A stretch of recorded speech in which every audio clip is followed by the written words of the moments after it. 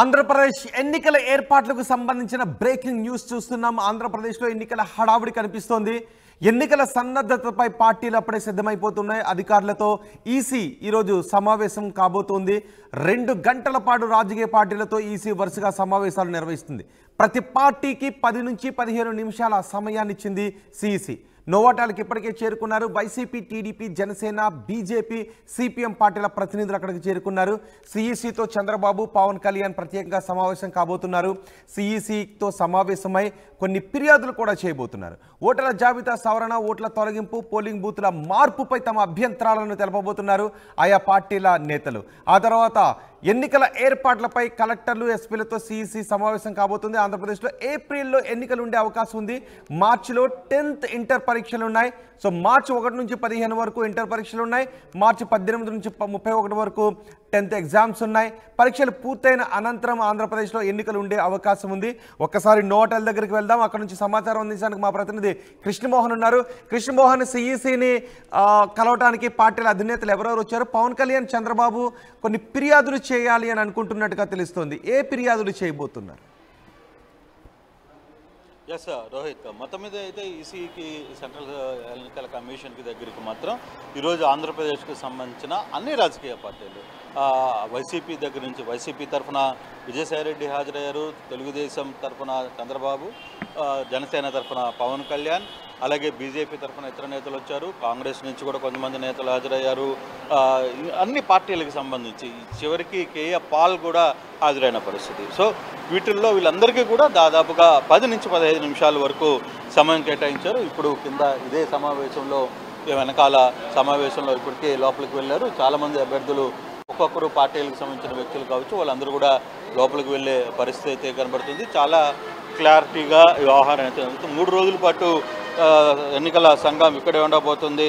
చాలా ఇష్యూస్ ఉన్నాయని చెప్తున్నారు. తర్వాత అన్ని పార్టీల వాళ్ళకు కూడా వాళ్ళకున్న అభ్యంతరాలని ఈ రాజకీయ పార్టీలలో ఇప్పుడు ఎలక్షన్ ముందు జరిపే పరిస్థితి అయితే ఉంటుంది.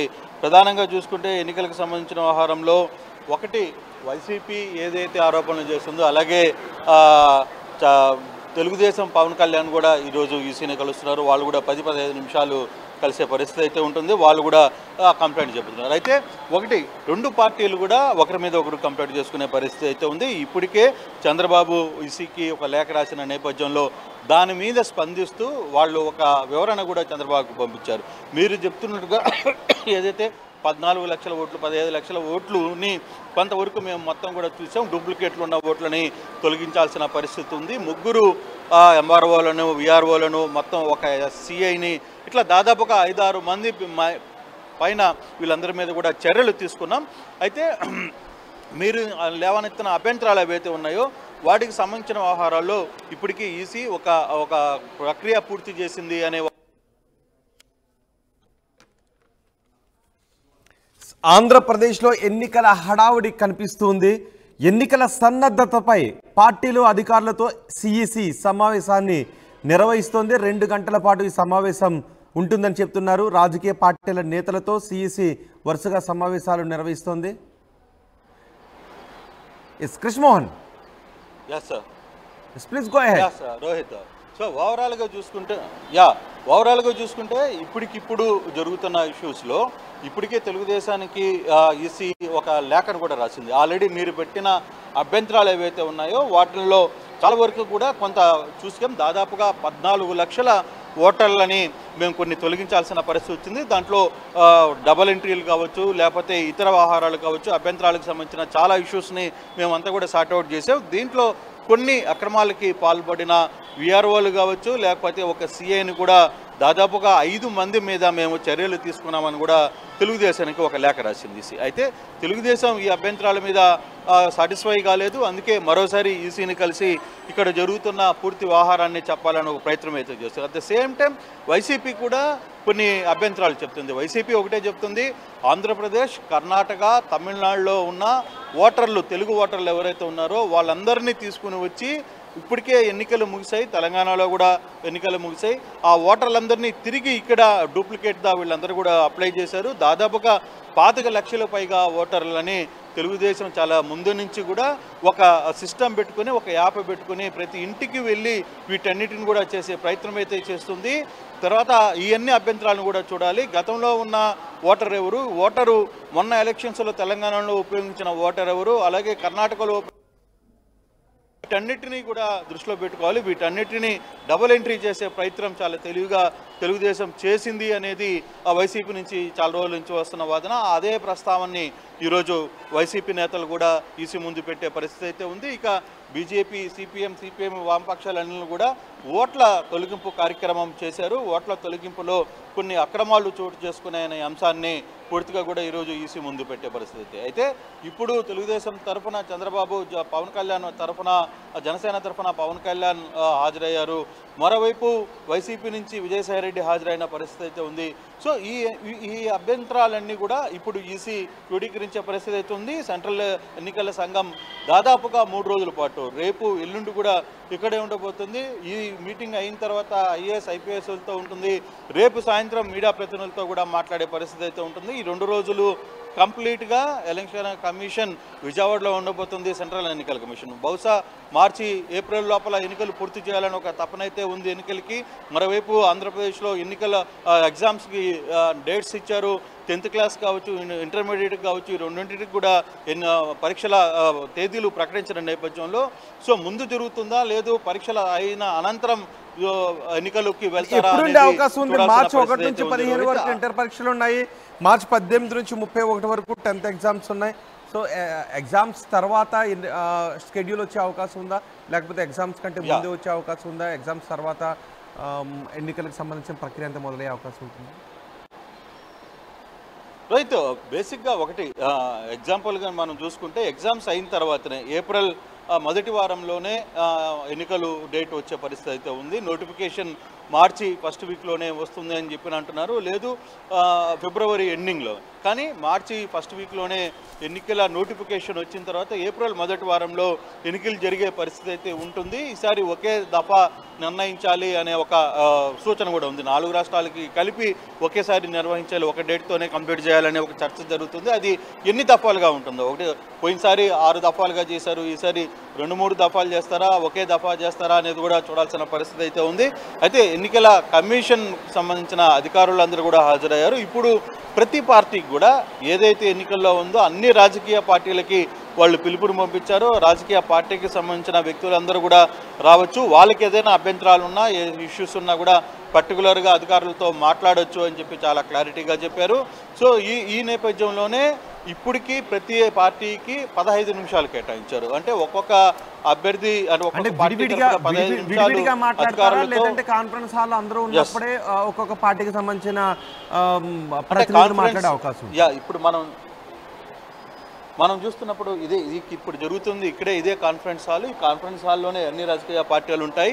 కానీ అభ్యంతరాలు చెప్పేటప్పుడు విడివిడిగా చెప్పే పరిస్థితి ఉంటుంది. 3-4 కౌంటర్లు ఉంటాయి. అక్కడ కౌంటర్లకు సంబంధించిన వ్యవహారంలో సంబంధిత అధికారులు ఉంటారు. అధికారులకు సంబంధించిన విషయాన్ని ఎప్పటికప్పుడు వాళ్ళు ఇక్కడ తెలియజేసే పరిస్థితి ఉంటుంది.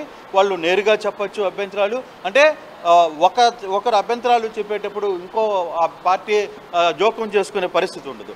ఎందుకంటే ఒకరికొక టైం ఇచ్చిన తర్వాత ఇప్పుడు తెలుగుదేశం అభ్యంతరాలు చెప్తున్నప్పుడు మధ్యలో లేచి వైసీపీ వాళ్ళు మాట్లాడడానికి కుదరదు. సో వెంటనే అది అభ్యంతరాలని పరిగణలో తీసుకుంటారా లేదా అనేది అధికారులు వాళ్ళు నోట్ చేసుకునే దాన్ని బట్టి ఉంటుంది.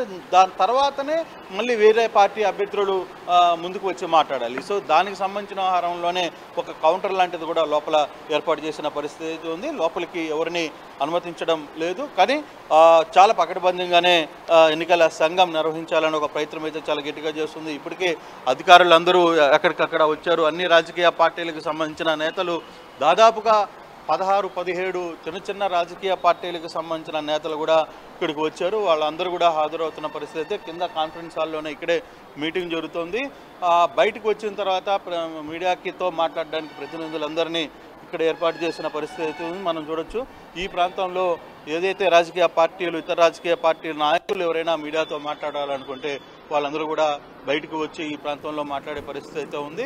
సో మాజీ ముఖ్యమంత్రి చంద్రబాబు, అలాగే వైసీపీ నుంచి సాయిరెడ్డి, తర్వాత పవన్ కళ్యాణ్, ఇతర సిపిఎం నుంచి తర్వాత ఇతర నేతలందరూ కూడా ఇక్కడికి హాజరైతే పరిస్థితి అయితే ఉంది. సో ఓవరాల్గా చూసుకుంటే ఈరోజు జరగబోయే ఈ ఎన్నికల మీటింగ్ మాత్రం కొంత ఇంపార్టెంట్ సంతరించుకుంది. ఎందుకంటే గతంలోనే తెలుగుదేశం కొన్ని అభ్యంతరాలను తెలియజేసిన నేపథ్యంలో తెలుగుదేశం అభ్యంతరాలను చెప్పిన తర్వాత దానికి సమాధానం కూడా ఈసీ లేఖ పంపించింది. ఈసీ పంపించిన లేఖకు తెలుగుదేశం పెద్దగా రెస్పాండ్ కాలేదు. ఇంకా మాకు చాలా అందరూ పార్టీల ప్రతినిధులు కూడా చేరుకున్నారు, ఇంకెవరైనా రావాల్సింది ఉందా? లేదు, అన్ని రాజకీయ పార్టీలు దాదాపుగా అన్ని రాజకీయ పార్టీలు అయితే చెప్పుకున్నా 1-2 ఏదైనా మిస్ అయితే ఉండొచ్చు, కానీ దాదాపుగా 8-9 రాజకీయ పార్టీలు ఈ కాంగ్రెస్ దగ్గర నుంచి కూడా వాళ్ళ ప్రతినిధులు కూడా హాజరయ్యారు. అన్ని రాజకీయ పార్టీలకు సంబంధించిన నేతలందరూ కూడా హాజరైన పరిస్థితి ఉంది. ప్రతి ఒక్కరికి కొంత టైం ఇస్తున్నారు. ఆ టైం ప్రకారంగా ఇప్పుడు నడిచే పరిస్థితి ఉంది. ఆ టైంలో ఎవరు ఎక్కువ వ్యవహరిస్తారు, ఎవరితో ఏ రాజకీయ పార్టీ ఏం మాట్లాడబోతుంది, వాళ్ళకున్న అభ్యంతరాలు ఏంటి అనే అంశాన్ని అయితే చూడాలి. ఇప్పుడు ఒక్కొక్క రాజకీయ పార్టీతో మాట్లాడిన తర్వాత ఆ రాజకీయ పార్టీ ప్రతినిధులు బయటకు వచ్చి మీడియాతో మాట్లాడే పరిస్థితి అయితే కనపడుతుంది. రోహిత్, ఓవరాల్గా చూసుకుంటే ఇదే వ్యవహారంలో ఈరోజు అంతా కూడా ఫిర్యాదులు, దానికి సంబంధించిన వ్యవహారం మీద ఈసీ కూర్చునే పరిస్థితి కనపడుతుంది. మధ్యాహ్నం సెక్షన్ నుంచి ఐఏఎస్ ఐపీఎస్లతో మాట్లాడతారు. తర్వాత రేపు కూడా ఒక సెక్షన్ ఉంది. రేపు ఈవినింగ్ అధికారులతో అంటే మీడియా కాన్ఫరెన్స్ జరిగే పరిస్థితి ఉంది. సో ఇక్కడ ఉన్న ఏర్పాట్లు ఏ విధంగా ఏర్పాట్లు జరుగుతున్నాయి, తర్వాత ఎన్నికలకి సిద్ధంగా ఉందా లేదా అనే అంశాలు ఇవన్నీ కూడా చూడాల్సిన పరిస్థితి అయితే ఉంది. సో ఏ రాజకీయ పార్టీకి సంబంధించిన అభ్యర్థులు ఎటువంటి అభ్యంతరాలు తెలియజేశారనేది మరి కాసేపట్లో బయటికి వచ్చిన తర్వాత కానీ తెలిసే పరిస్థితి లేదు. ఏ అభ్యంతరాలు వాళ్ళు చెప్పారు, కమిషన్ ఏ విధంగా రియాక్ట్ అయిందనే అంశాలు కూడా మరి కాసేపట్లో తెలిసే అవకాశం ఉంటుంది. రోహిత్, సో ఇప్పటికే కొన్ని ఫిర్యాదులతో వచ్చారు. అందులో సచివాలయ సిబ్బంది వైసీపీ తరఫున జగనే ఎందుకు కావాలనే ప్రచార కార్యక్రమంలో పాల్గొన్నారు అని ఫిర్యాదులు కూడా చేశారు. సో వీటిపైన ఎలక్షన్ కమిషన్ ఎలా స్పందించే అవకాశం ఉంటుంది? సచివాలయ సిబ్బంది కూడా జగనే సీఎం కావాలనే కార్యక్రమాల్లో పాల్గొంటున్నారు, పార్టీ కార్యక్రమాల్లో పాల్గొంటున్నారు అంటూ జనసేన టీడీపీ ఫిర్యాదులు చేస్తుంది. అంటే దీనికి సంబంధించిన వ్యవహారంలోనే ఎన్నికల సచివాలయం సంబంధించి రాష్ట్ర ఎన్నికల సంఘమే దీని మీద స్పందించింది. గతంలో చేసిన ఈ ఫిర్యాదు మీద సచివాలయం అభ్యర్థులు ఎక్కడికక్కడ తిరిగి ప్రభుత్వ కార్యక్రమాల్లో కూడా వాళ్ళు ఇన్వాల్వ్ అవుతున్నారని. అయితే సచివాలయానికి సంబంధించిన ఆ ఎన్నికల కమిషన్ మాత్రం ఇది మేము మరోసారి పరిశీలనలోకి తీసుకుంటున్నాం. కారణం ఏంటంటే దాంట్లో గవర్నమెంట్ ఎంప్లాయీస్గా సచివాలయ ఉద్యోగుల్ని మేమేం భావించట్లేదు. కాకపోతే సచివాలయానికి సంబంధించిన వ్యవహారంలో కొన్ని పరిధులు ఉన్నాయి, కొంతవరకు మేము యాక్సెప్ట్ చేస్తాం, కానీ ప్రభుత్వానికి సంబంధించిన వ్యవహారాలన్నింటినీ ఇది చేయడానికి మేము ఎటువంటి సమస్యలు లేవు అని చెప్పి వాళ్ళు చెప్పిన నేపథ్యంలో బహుశా చంద్రబాబు వెహికల్ కూడా మూమెంట్ ఇస్తూ ఉంది. బహుశా పార్టీ ఇంకొక 15 నిమిషాల్లో పార్టీ మీటింగ్ లోపల మరి ఇచ్చారా, మాట్లాడారా లేదా అనేది తెలియాలి. సో చంద్రబాబుకు సంబంధించిన మెయిన్ కాన్వాయ్ని మూవ్ అవుతున్న పరిస్థితి అయితే మనం చూస్తున్నాం. సో ఏదేమైనా ఇప్పుడు జరుగుతున్న దాంట్లో కంప్లైంట్స్ వ్యవహారంలో కావచ్చు, ఇతరకు సంబంధించిన వ్యవహారంలో పూర్తిగా కూడా అధికారులకు సంబంధించి తర్వాత పార్టీ నాయకులకు సంబంధించి వ్యవహారాన్ని ఎక్కడికక్కడ పూర్తిగా కూడా అధికారులతో చర్చించే ప్రయత్నం అయితే చేస్తున్నారు. మరి అంటే ఒక్కొక్క పార్టీ ఒక్కొక్క లైన్ ఒక్కొక్క అభ్యంతరాలు చెప్తుంది. ఆ అభ్యంతరాల్లో వాళ్ళు ఏ విధంగా రియాక్ట్ అవుతారనే అవకాశం కూడా ఉంది. ఎటువంటి పరిస్థితులు ఉంటాయి, ఏ విధంగా వాళ్ళు రియాక్ట్ అవుతారు. అయితే ఇప్పుడు వెంటనే దీనికి మీద ఎన్నికల కమిషన్ వెంటనే సమాధానం చెప్పకపోవచ్చు. రేపు సాయంత్రం జరిగే మీడియా సమావేశంలో కొంత మాట్లాడే అవకాశాలు ఉంది. కాకపోతే ఓవరాల్గా జరిగిన ఇష్యూస్లో మాత్రం ఖచ్చితంగా దీనికి సంబంధించిన వ్యవహారంలో ఎప్పుడు అంటే ఫర్దర్గా జరిగిపోయే ప్రక్రియ ఏ విధంగా ఉంటుంది, ఎన్ని ఫిర్యాదులు అందే, ఏ విధంగా ఫిర్యాదులకి రెస్పాండ్ అవుతున్నారు, ఏ విధంగా ఎన్నికల సంఘం చర్యలు తీసుకోబోతుంది, దీనికి సంబంధించిన వ్యవహారం మాత్రం రేపు సాయంత్రం మీడియాతో మాట్లాడే పరిస్థితి అయితే కనబడుతుంది. రోహిత్, రైట్. కృష్ణమోహన్, ఆంధ్రప్రదేశ్లో ఎన్నికల హడావుడి మొదలైంది. ఎన్నికల సన్నద్ధతపై పార్టీలు అధికారులతో సిఈసి సమావేశం నిర్వహిస్తుంది. 2 గంటల పాటు రాజకీయ పార్టీలతో సిఈసి వరుస సమావేశాలు నిర్వహిస్తుంది. ప్రతి పార్టీకి 10 నుంచి 15 నిమిషాల సమయాన్ని సిఈసి కేటాయించింది. నోవాటాలకు ఇప్పటికే YCP, TDP, Janasena, BJP, CPM, Praja Shanti party, ఈ పార్టీల ప్రతినిధులందరూ కూడా అక్కడికి చేరుకున్నారు. సిఈసితో చంద్రబాబు, పవన్ కళ్యాణ్ సమావేశం కాబోతున్నారు.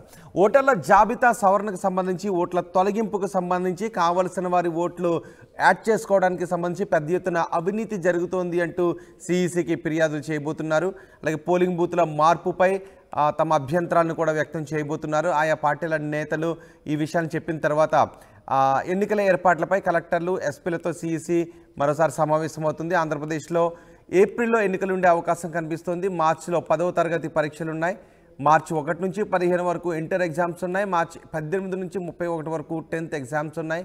పరీక్షలు పూర్తయిన అనంతరం ఏపీలో ఎన్నికలు ఉండే అవకాశం ఉంది.